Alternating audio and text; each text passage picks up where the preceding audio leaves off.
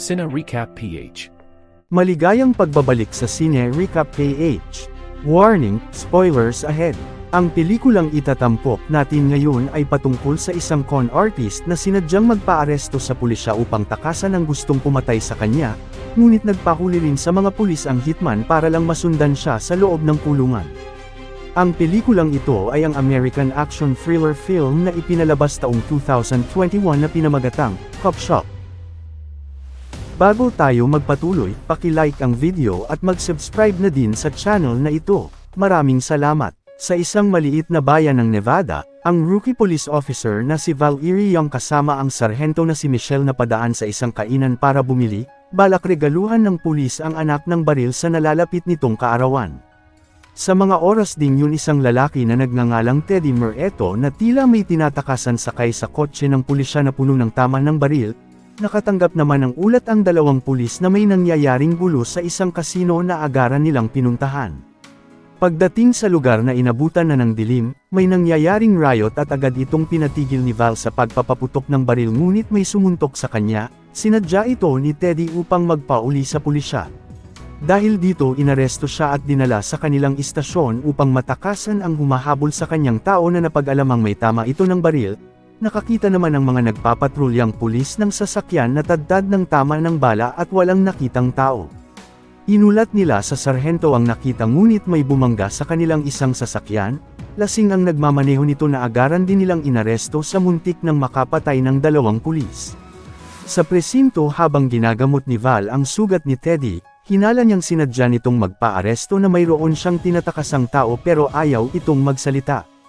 Dumating ang sarhento para kumpirmahin kay Teddy kung sa kanya ang natagpo ang sasakyan, hiniling lang nitong makitawag saglit na agad din nilang pinagbigyan.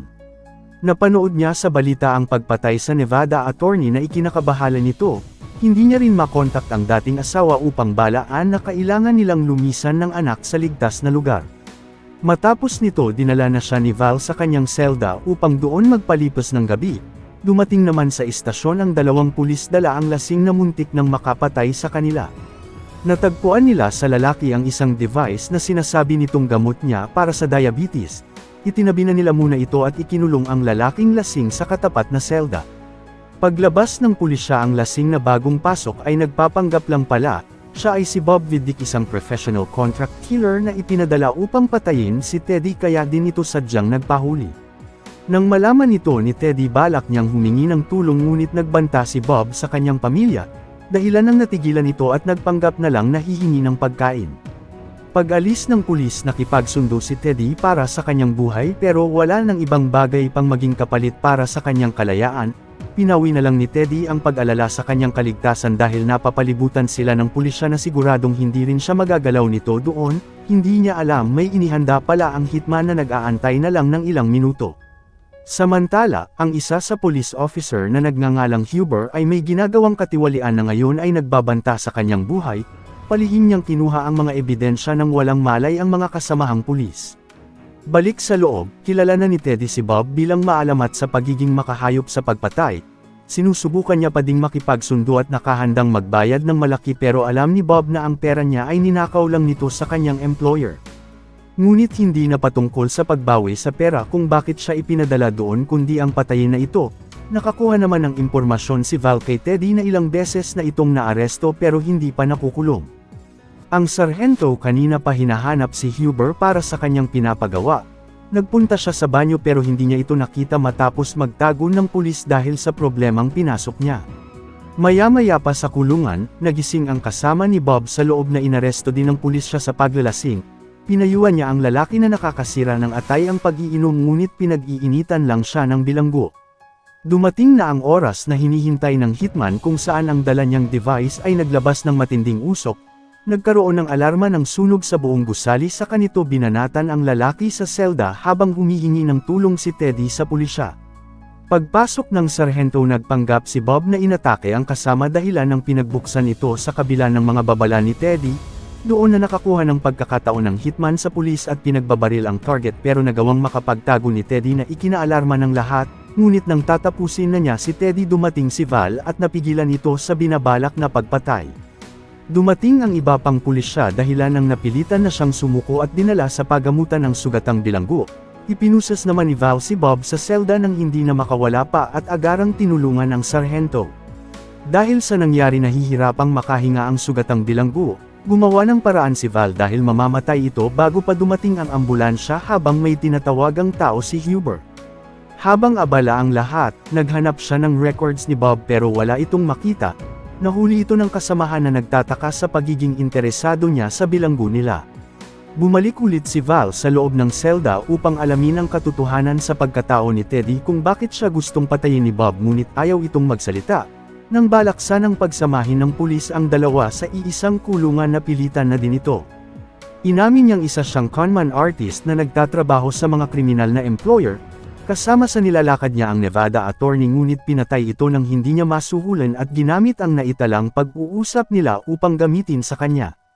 Dahil dito napilitan siyang makipagtulungan sa FBI na humantong sa ipinapapatay ito ng kanyang dating employer, dinukot siya ng mga bayaran na pulis sa Las Vegas upang patayin pero nakasunod ang FBI, nagkasagupaan ang dalawang panig at nagawa niyang makatakas mula sa kamatayan. Matapos itong malaman ni Val pinasuri niya sa kasamahang nagpapatrolya para puntahan ang crime scene, hiniling niya ding tumawag ng ambulansya upang madala na sa ospital ang bilanggong sugatan. Ngunit walang nakita ang kapwa pulis nang magpunta ito sa nasabing lugar.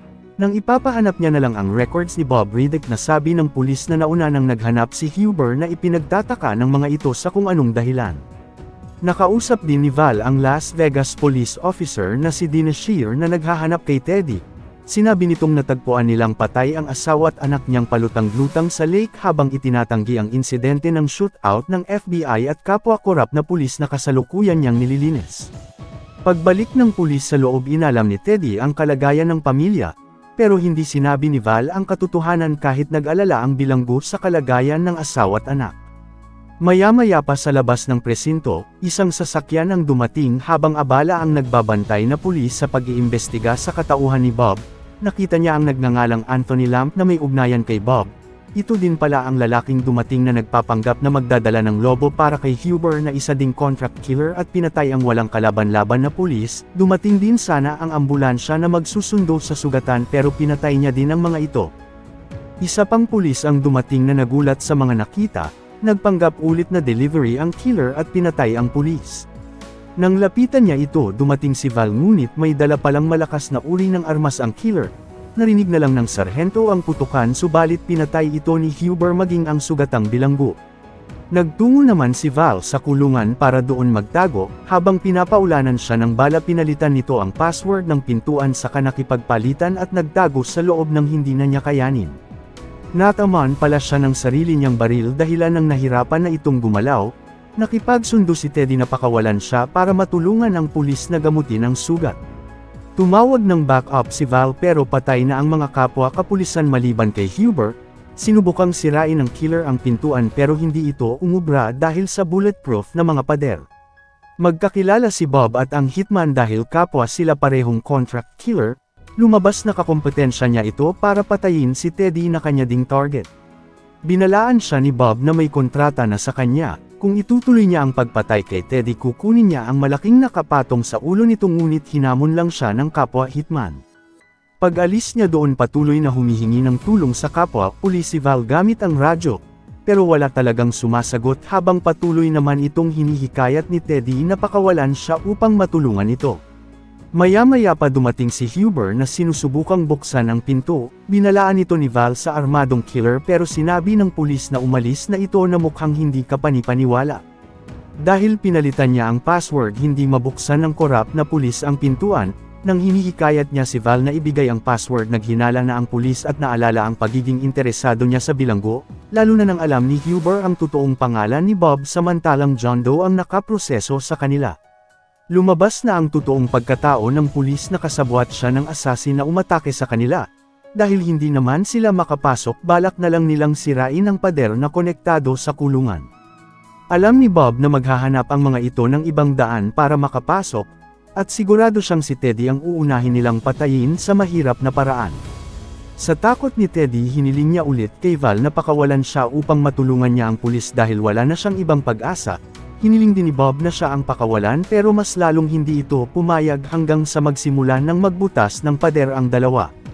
Wala nang ibang pagpipilian si Val kaysa pare-pareho silang mamatay, pinagbigyan na niya si Teddy na makawala habang tutol ang hitman sa desisyon nito. Ipinahiram niya din ang baril upang may magamit ito para kunin ang trauma kit na makakapagligtas sa kanyang buhay. Bago pa ito makaalis binalaan ni Bob ang pulis at pinaalala kay Teddy ang sitwasyon ng pamilya. Napilitan ng aminin ni Val ang totoo na patay na ang asawa at anak niya. Hinala naman ni Teddy na si Bob ang may kagagawan pero itinanggi ng hitman ang paratang dahil hindi ito kasama sa kanyang kontrata, base sa kung saan ito natagpuan na kumpirma ni Bob na si Tony ang may kagagawan.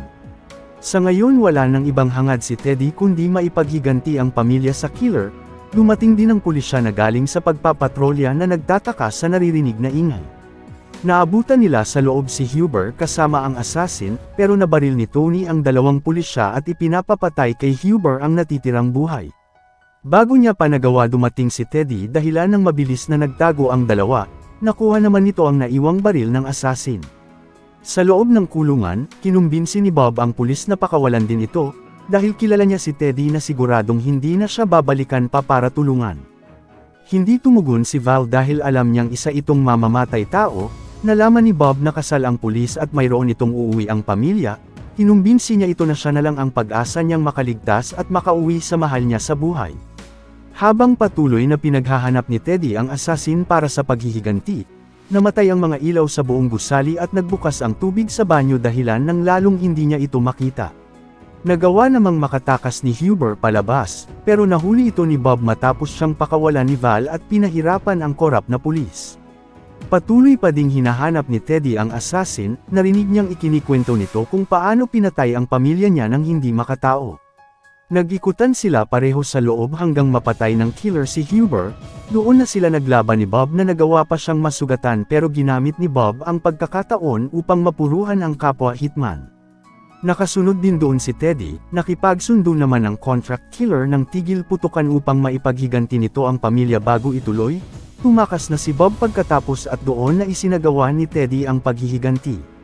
Ngunit wala talaga itong balak tulungan ng pulis, sinunog niya ang presinto upang wala nang maiiwang buhay pero bago pa siya makaalis na patunayan ni Val na hindi talaga siya nito tutulungan sa halip ay susunugin pang buhay.